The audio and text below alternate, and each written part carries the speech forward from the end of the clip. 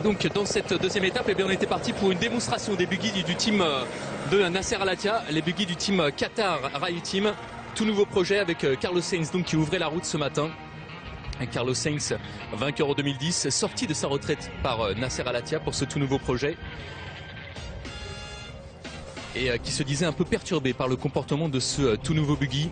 Petit problème de jeunesse pour l'Espagnol hier, petit problème de refroidissement. Nasser Al-Attiyah lui est parti juste derrière son coéquipier. Nasser Al-Attiyah, vainqueur en 2011, médaille de bronze au tir cette année à Londres, qui avait abandonné l'an dernier. Il s'est fâché lui aussi avec Robbie Gardone, un de plus, Gérard. C'est un projet de 3 ans, Nasser Al-Attiyah qui rêve d'associer Sébastien Loeb à ce projet dans les années à venir. Comme il le dit lui-même, ce serait ça à Dream Team. Et avoir le comportement des deux buggy du Qatar Rally Team, et aussi le comportement du buggy de Guerlain Chichery que l'on voit ici en action. Guerlain, 4e temps hier sur le buggy de l'écurie de Philippe Gache. La question que l'on se pose cette année, Gérard, c'est est-ce l'année des buggy? Des buggy qui sont un peu favorisés par la nouvelle réglementation et notamment ce retour au moteur de série. 13 ans après Schlesser, est-ce que l'on pourrait voir un buggy gagner le Dakar? C'est la grande question, la grande interrogation de cette année 2013. Et donc on était, semble-t-il, parti pour une démonstration des buggy, mais c'était sans compter jusqu'au kilomètre 60. Et c'est vite devenu un grand classique du Dakar, le jardinage. C'était un peu la Zumba dans les dunes, Gérard. Zumba. Ils ont tous entamé un grand pas de danse. Guerlain Chichery s'est perdu avec Nasser Al-Attiyah. Ils se croisent ici à l'instant même. Nasser et Guerlain perdus dans les dunes. Et l'addition va être particulièrement salée pour les deux buggy. Nasser Al-Attiyah perd plus de 15 minutes. Plus de 10 minutes de perdu pour Guerlain Chichery, mais le grand perdant d'ores et déjà aujourd'hui c'est Carlos Sainz. Carlos Sainz qui pour l'instant à mi-parcours est pointé avec un retard supérieur à 20 minutes. 20 minutes de perdu déjà pour l'Espagnol. On voit ici Guerlain Chichery croiser son coéquipier Ronan Chabot. Il se croise sur la route. C'est Ronan Chabot qui est dans la bonne direction. On voit ici Giniel De Villiers en caméra embarquée qui pour l'instant est en passe de réaliser une bonne opération. Toujours tranquille le Sud-Africain. C'est vrai qu'il a cette réputation d'épicier un peu qui lui colle à la peau, mais tout va bien. On voit ici Ronan Chabot, sans mauvais jeu de mots, Gérard. Aujourd'hui, Chabot sort du chapeau puisqu'il est parti pour signer le deuxième temps. Lui qui a longtemps dominé la catégorie des véhicules de série. Et la très bonne opération, on est au kilomètre 163 à 60 km de l'arrivée. Eh bien, la très bonne opération, elle est pour le tenant du titre, Stéphane Peterencel, qui pour l'instant possède 2 minutes d'avance sur Ronan Chabot. Et le troisième serait, on parle au conditionnel, l'Argentin Alvarez. Avec, est-ce que c'est la voiture de Nani Roma? Est-ce que c'est la Mini?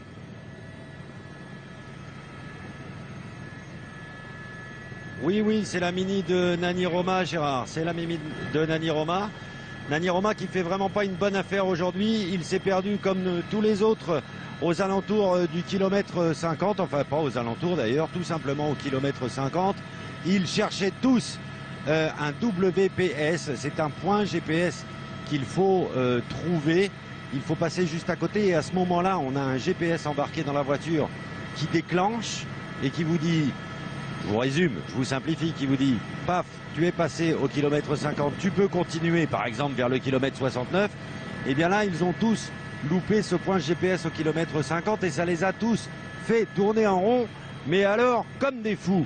Du coup, Nani Roma, comme beaucoup d'autres, a perdu beaucoup de temps, mais disons que là, on pourrait dire qu'on a vu passer sur la ligne jusqu'ici, et on a entendu Stéphane se confier au micro de Luc Alphand, on a vu passer, on va dire, l'échappée.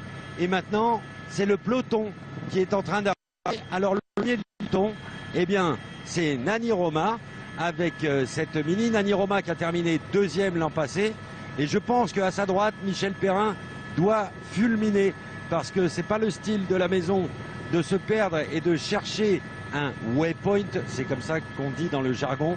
Alors, je pense que ce soir au bivouac, nous allons entendre de nombreuses plaintes et autres jérémiades du genre le roadbook était imprécis, c'était pas clair, etc., etc. Mais enfin, il y en a qui l'ont trouvé certainement du premier coup. Je pense que Stéphane Peterencel n'a pas beaucoup cherché ce point-là. Vous l'avez entendu avec Luc. Moi, malheureusement, j'entends pas les interviews. On fait tout ce qu'on peut, mais on peut pas tout faire. Donc, comme j'ai pas entendu ce que dit Stéphane, je pense que Stéphane, lui, s'est pas perdu. Je pense également que Ronan Chabot s'est bien débrouillé également. Mais Nani Roma, ça doit chauffer à l'intérieur de la voiture.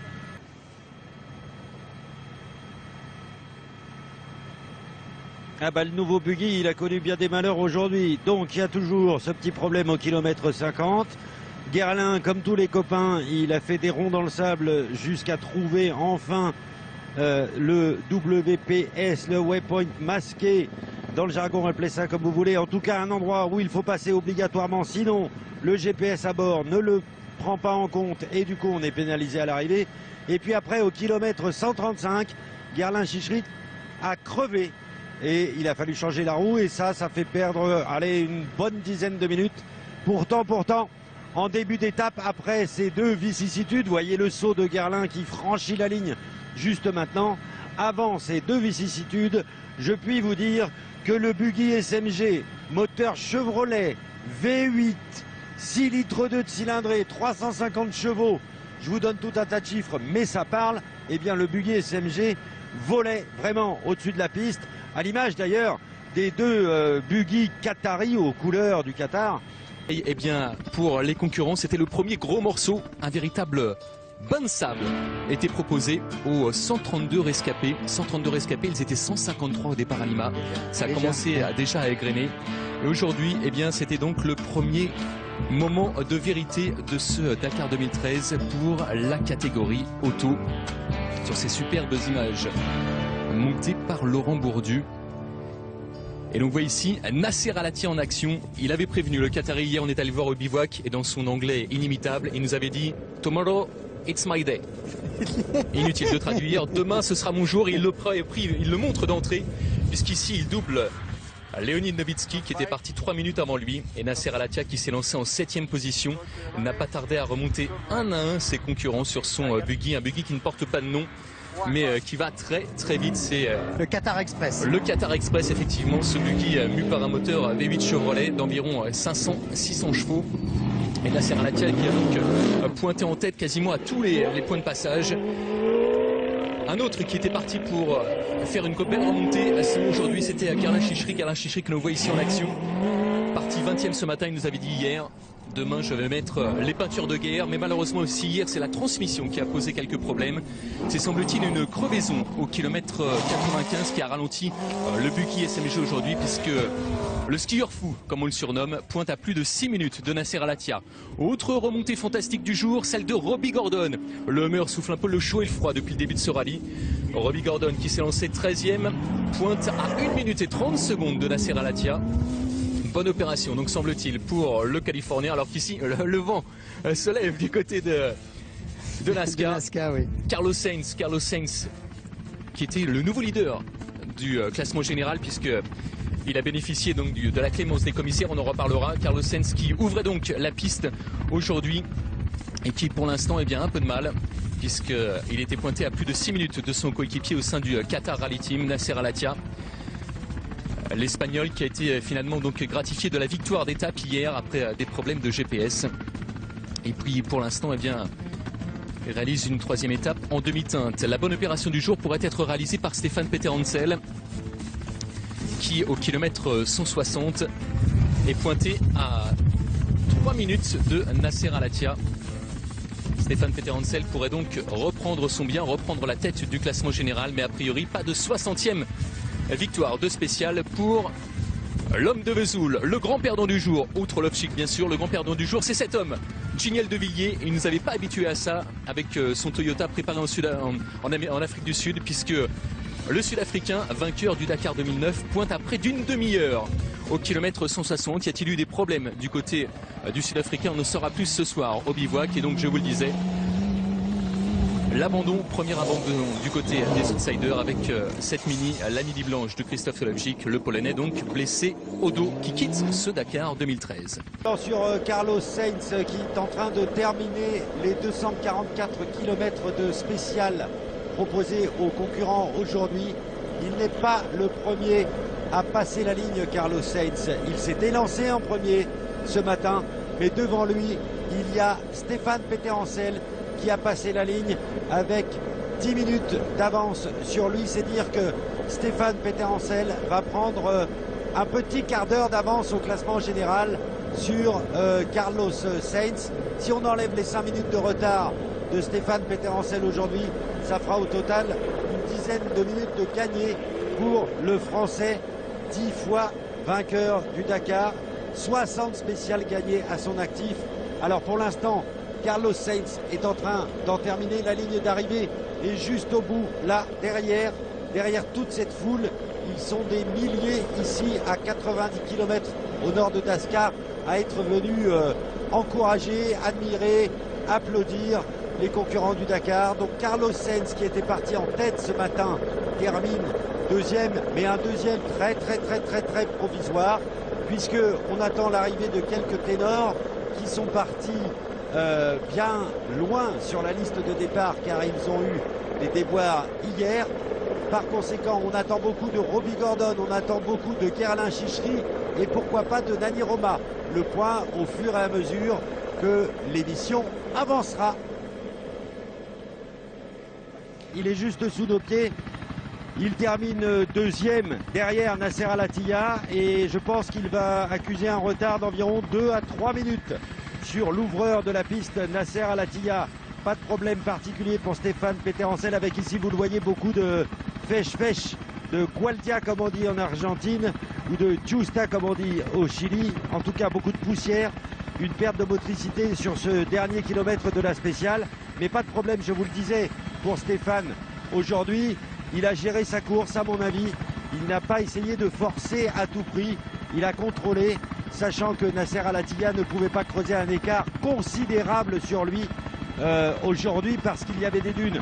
Certes, des passages sur des plateaux sablonneux, certes, mais également des passages dans des rios où le pilotage là compte beaucoup et où la maniabilité de la Mini a toute son importance. Et surtout, Stéphane Peterhansel ne le sait pas, mais le fait du jour, c'est que Robbie Gordon, un des prétendants au podium, même s'il était loin ce matin au classement général, et bien Robbie Gordon a certainement Dakar perdu aujourd'hui, car il a fait un tonneau par l'avant au kilomètre 34 dans les dunes. La voiture s'est retrouvée sur le toit, le Hummer de Robbie Gordon s'est retrouvé sur le toit. Et du coup, Robbie Gordon a repris la route, mais il a de grosses difficultés à continuer car il a cassé son radiateur dans l'affaire. Alors Robbie Gordon va sûrement terminer, mais en tout cas, voici Nasser Al-Attiyah et Stéphane Peterhansel débarrassés entre guillemets d'un adversaire pénible et accrocheur. Regardez, c'est Guerlain Chichery avec son buggy SMG. Il a survolé la piste aujourd'hui. Il est parti ce matin avec 18 minutes de retard, enfin 18 minutes après Nasser Al-Attiyah. Et le voici qui arrive un petit quart d'heure après que Nasser Al-Attiyah ait passé la ligne. Le calcul est donc simple à faire. Il va prendre environ 3 minutes à Nasser Al-Attiyah d'après mes calculs. Guerlain Chichery a réalisé un festival aujourd'hui. On l'a suivi assez longtemps, que ce soit dans les dunes ou sur des plateaux un peu plus roulants. Et je puis vous dire qu'aujourd'hui, Guerlain Chichery et Jean-Pierre Garcin ont tout donné. Ils n'ont jamais géré à fond depuis le début. Il faut dire qu'ils ont du temps à rattraper parce que dès la première étape, ils ont eu un souci. Ils ont cassé une transmission arrière. Alors ils sont un petit peu loin au classement général. 11e position à 43 minutes de Stéphane Peterhansel. Mais si Guerlain Chichery grappille des minutes par-ci par-là, tous les jours, eh bien, ma foi, ça peut marcher jusqu'au bout parce que le Dakar est encore long, évidemment. Nous ne sommes que mardi, il reste encore presque 2 semaines de course. Alors, on peut espérer beaucoup de ce buggy hyper performant aujourd'hui qui a vraiment survolé la piste et qui en termine avec cette étape. Guerlain Chichery l'avait promis avant le Dakar. On va mettre le feu, avait-il dit. Il manque 36 secondes pour l'exploit. Dommage pour Guerlain Chichery. Deuxième du jour. Voilà au moins de quoi satisfaire Philippe Gage, son team manager. Et chagriner encore un peu plus Sven Quandt, le grand patron de Mini, agacé par ce garagiste français, comme il l'a surnommé, qui ose se mettre en travers de ses Mini.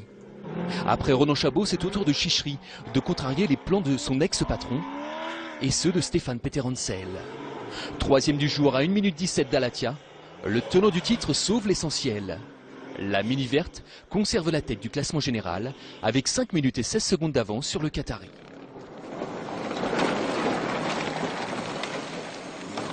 Le grand perdant du jour, c'est lui, Lucho Alvarez. Troisième du général ce matin, le Toyota couleur argentine n'a pas fait honneur au quadruple ballon d'or de son compatriote Lionel Messi. L'Argentin est toujours signalé arrêté en piste, déjà plus d'une heure de perdu.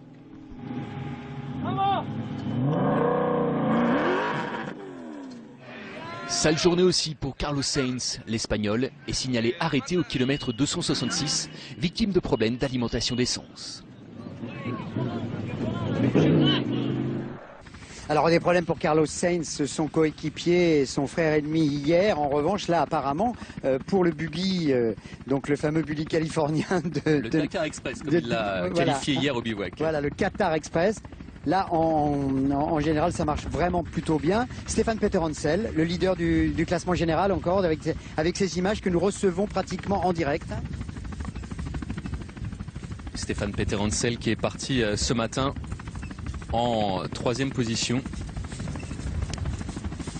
et qui parlait de son arme secrète entre guillemets sur cette mini, cette fameuse climatisation qui pourrait jouer un avantage, qui pourrait jouer un rôle considérable.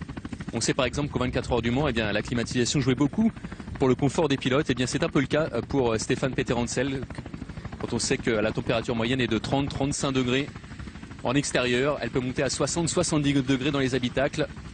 On voit ici Carlin Chichery qui semble-t-il continue sur un rythme assez correct. Carlin Chichery copiloté par Jean-Pierre Garcin, l'un des copilotes les plus expérimentés de ce Dakar.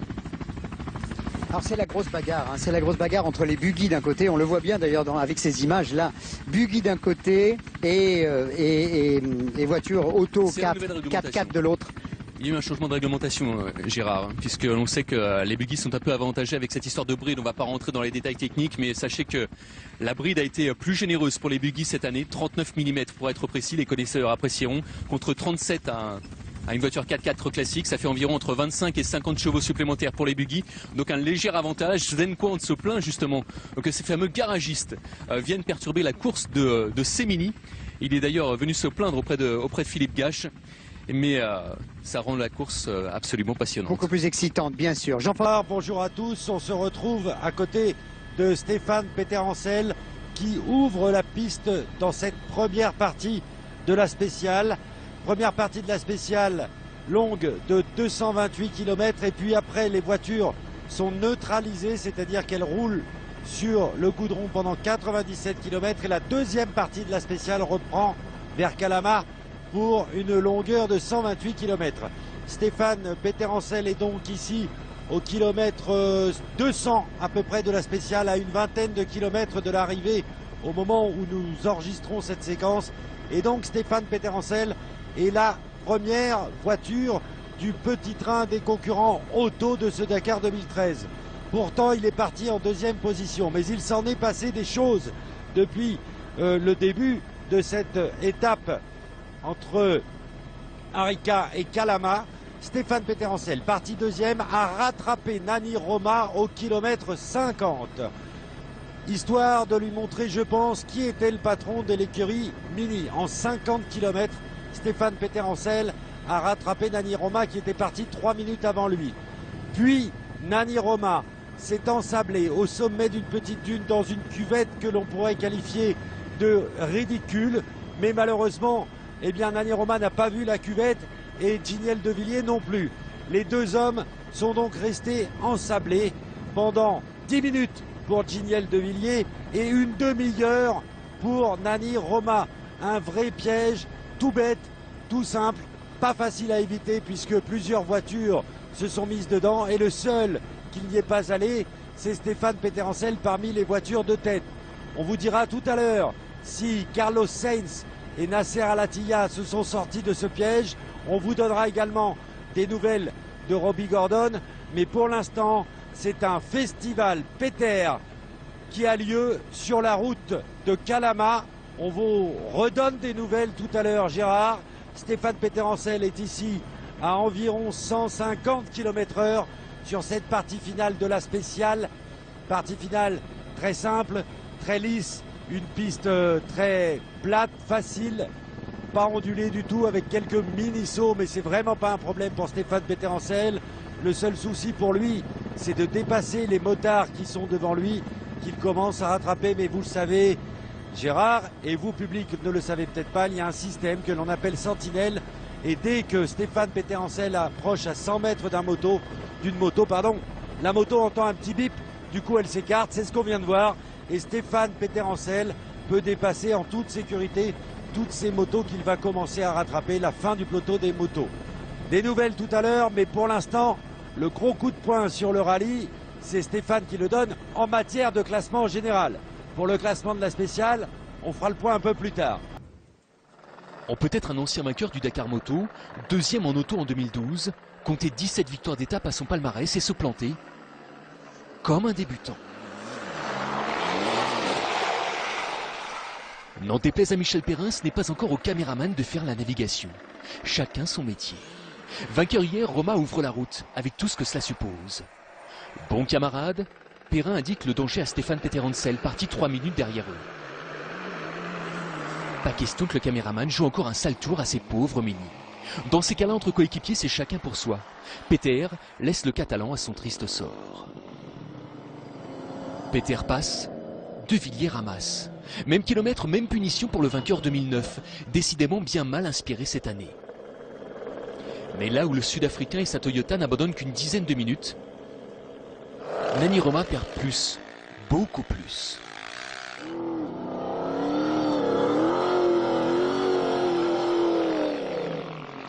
Dans son malheur, l'Espagnol partage sa dune avec Pascal Thomas, remarquable 10e du classement général sur son buggy.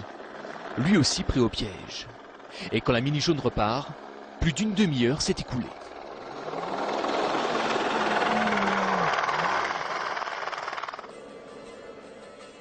Lui avait promis de ne pas attaquer. Il répète à l'envi que la deuxième place lui suffit. Nasser Al-Attiyah nous joue le coup de l'intox à la Peterencel. Résultat, le buggy compte 6 minutes et 21 secondes d'avance sur la mini verte après 220 km. La tête de la course auto pourrait bien changer ce soir. Ce soir, ce pourrait être la fin pour Carlos Sainz, kilomètre 179. Après le faisceau électrique, après la fuite d'essence, le Madrilène nous refait le coup de la panne. Définitive, sans doute. Tout marchait plutôt pas mal quand le moteur a dit stop. C'est comme si une pièce s'était grippée, on a sans doute coulé une bielle. Il y a de l'eau et de l'huile qui se sont échappées.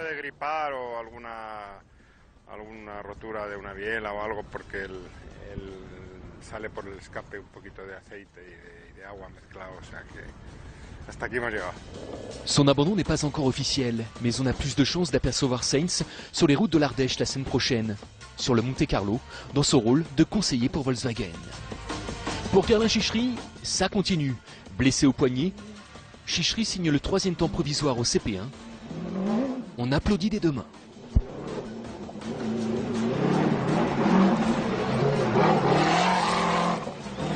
Et voici Nasser Al-Attiyah, c'est la 3e voiture dans le sens de la marche, si je puis dire cela comme ça. C'est-à-dire qu'on a vu Stéphane Peterencel sous nos patins, on a vu Robbie Gordon, et voici maintenant Nasser Al-Attiyah. Et Nasser Al-Attiyah, il est en train de réaliser une grosse performance, parce qu'il est parti 7e aujourd'hui, c'est-à-dire 21 minutes après Nani Roma qui s'était lancé le premier, mais surtout, il est parti 18 minutes après Stéphane Peterencel. Donc ça veut dire que là, Nasser Al-Attiyah va reprendre beaucoup de temps, en tout cas à la fin de la première spéciale, sur Stéphane Peterencel. Il vole, vous l'avez vu véritablement au-dessus de cette piste archi-roulante. Nasser Al-Attiyah pourtant m'a dit ce matin, on l'a interviewé, et Nasser Al-Attiyah m'a dit non, aujourd'hui j'attaque pas. C'est pas forcément mon intérêt. Il faut que je continue à avancer avec la voiture et puis on verra plus tard pour les attaques franches. Alors, s'il réalise des performances pareilles sans vraiment attaquer, eh bien, qu'est-ce que ça donnera le jour où il va décider de s'énerver pour de bon? En tout cas, voyez les sauts du buggy qatari, le Qatar Express. On est en train de lui trouver un nom finalement en compagnie de Gaël Robic. On l'appellera le Qatar Express. Eh bien, le Qatar Express, il fonce. Voyez ces séries de sauts là où le buggy est bien plus à l'aise que la mini de Stéphane Peterencel, car Stéphane, lui, quand il y a des bosses comme ça, il est obligé de donner un coup de frein, tandis que Nasser Al-Attiyah, lui, n'a pas besoin de freiner trop fort, car le débattement de ses suspensions est quasiment le double de celui de Stéphane Peterhansel. Donc il absorbe bien mieux toutes les aspérités de la piste, toutes les bosses, tous les trous. Ça passe beaucoup plus vite pour lui. Mais il n'a que 2 roues motrices alors que Stéphane Peterhansel avec la Mini en a 4. Toujours est-il que le festival Nasser Al Attiyah continue.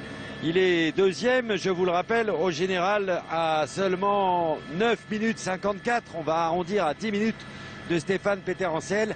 Et là, à l'heure où nous enregistrons cette séquence, eh bien, Nasser Al Attiyah a repris une dizaine de minutes à peu près à Stéphane Peterhansel. Donc, il va y avoir un énorme suspense tout au long de cette journée.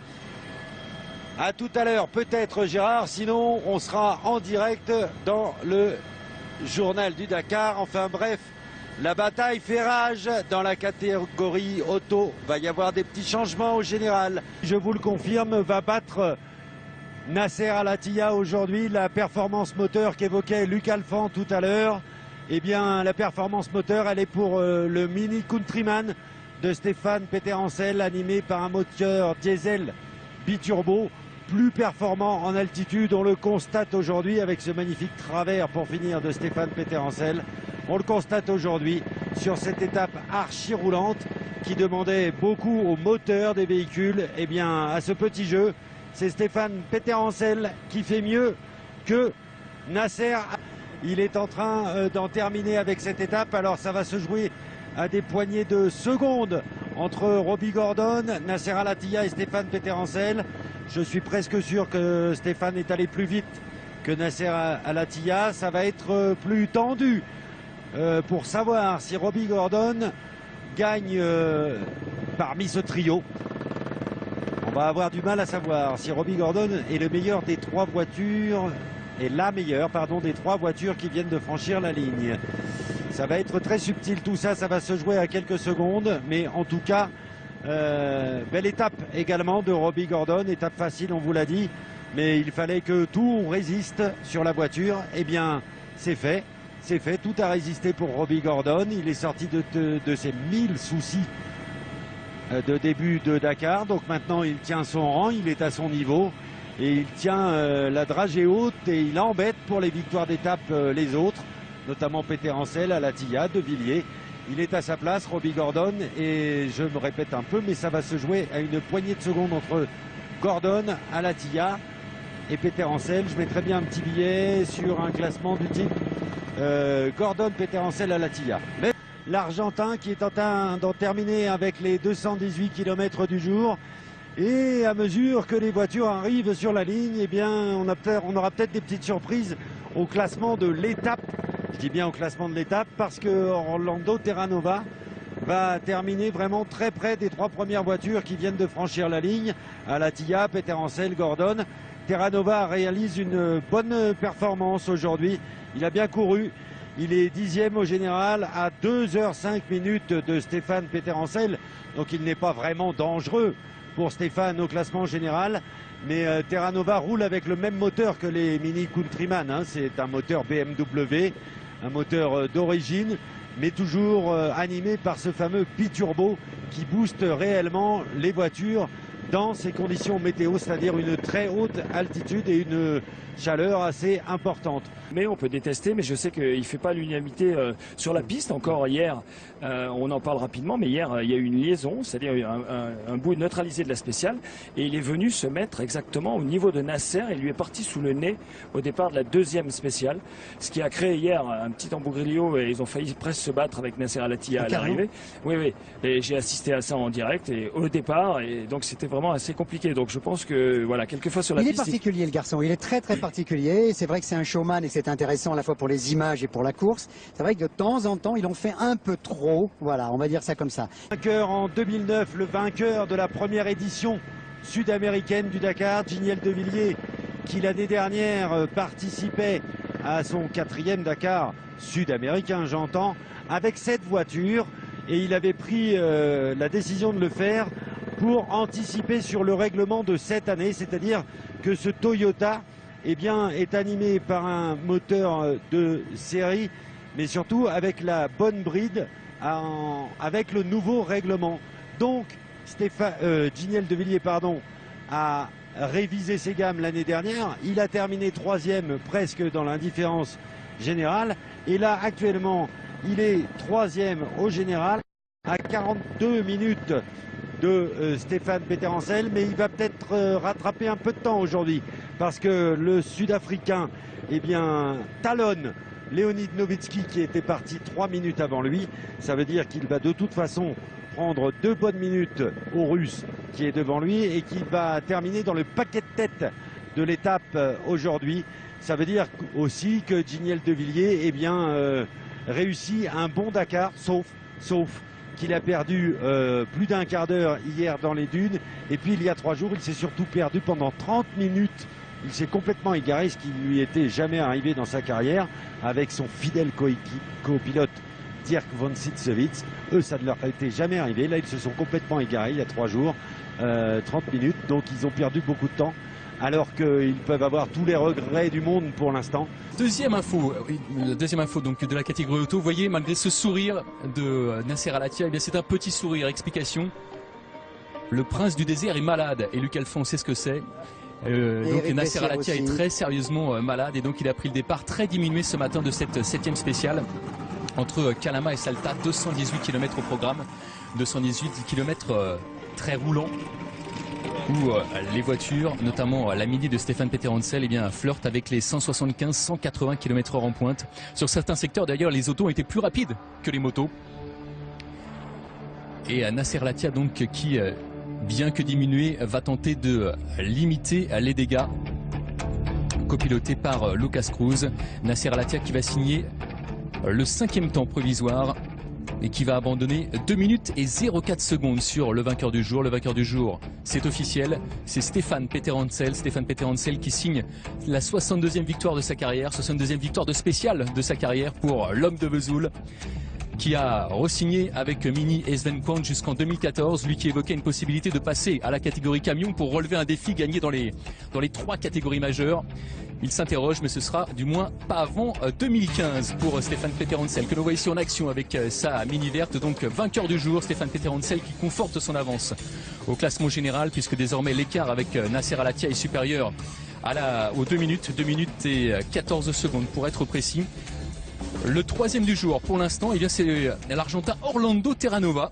Tous, France 4, vive le sport, vive le Dakar.